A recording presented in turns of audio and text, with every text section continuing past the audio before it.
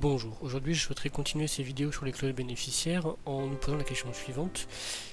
Qu'advient-il en fait du bénéficiaire une fois que l'assuré est décédé et donc une fois que le dénouement du contrat d'assurance vie est en train de se faire?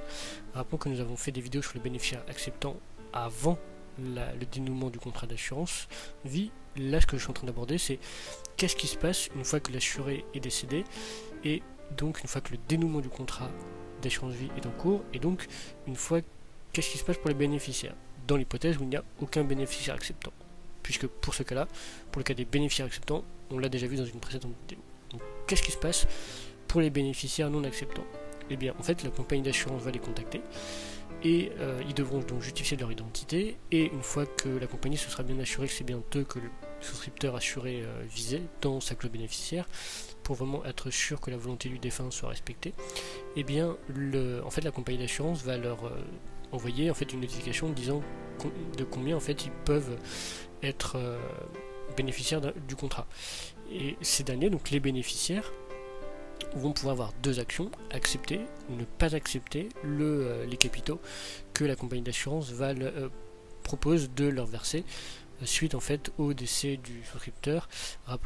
Suite au décès de l'assuré, qui est très généralement un souscripteur assuré. Rappelons que les capitaux dans le cadre du contrat d'assurance vie, ce sont des capitaux qui ont été épargnés tout au long pendant la vie du contrat, donc tout au long de l'existence du contrat, qui sont majorés par des intérêts, probablement potentiellement par des participations aux bénéfices, et qui peuvent être majorés par une éventuelle souscription d'une garantie de prévoyance par le souscripteur assuré. Mais revenons-en à nos moutons. Qu'est-ce qui se passe une fois qu'il y a dénouement du contrat? Donc le bénéficiaire est face à un choix: accepter, ne pas accepter les capitaux issus du contrat d'assurance vie. Il ne peut pas accepter partiellement. Soit il accepte tout, soit il n'accepte rien.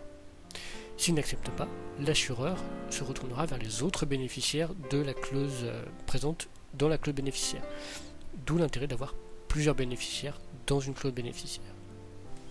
Alors, pour terminer cette vidéo, rappelons que la renonciation en fait au bénéfice du capital de l'assurance vie est un acte unilatéral, c'est-à-dire que c'est le bénéficiaire qui a été désigné qui peut le faire. Si en fait il refuse, eh bien ce seront les bénéficiaires de second rang qui seront contactés par la compagnie d'assurance, comme je le disais. Il peut y avoir un intérêt à ne pas accepter le contrat d'assurance vie en tant que par exemple conjoint, mais en tant qu'héritier, pour des raisons fiscales. Donc en fait, parfois la renonciation, le bénéficiaire peut avoir un intérêt à renoncer.